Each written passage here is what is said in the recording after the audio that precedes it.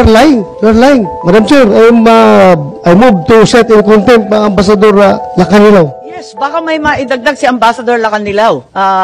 Dahil nandun din kayo, may nakita ba kayo na dahilan kung bakit kailangan pumunta sa The Hague? Total, kayo ang madalas pumunta sa abroad at kinatawan ng Pilipinas. May dahilan ba kung bakit nagmamadali tayo? Hindi po ako aware o competent para sagutin po yung ganon. Kasi ang sa akin naman ho, ang naging role ko lang yung nung nag-volunteer ako na samahan si former President Mutaay. Lahat tayo hindi alam ang dahilan kung bakit nung araw na yon kinailangan talaga isakay at dalhin sa Hague kahit may sakit, kahit may karapatan pumunta sa husgadong Pilipino, kahit hindi pa nakikita ang pamilya, ang doktor, ang abogadong pili, talagang kinakailangan dalhin na talaga sa The Hague.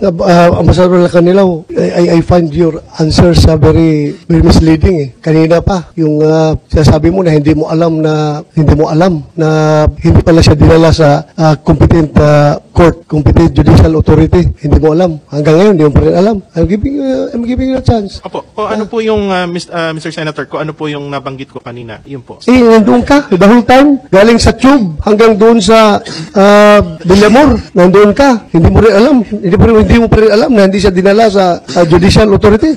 Yes, Mr. Senator. Hindi mo alam? Yes, Mr. Senator. So you're lying. You're lying. Madam Chair, I move to set in contempt Ambassador Lacanilaw. Last chance, hindi mo alam if nilabas sa Villamor si PRRD? Hindi mo alam? Hindi po, Madam. Okay, there's a motion to cite you in contempt. I have to affirm. There being no contrary motion, we uphold the motion to cite Ambassador Marcos Lacanilaw in contempt.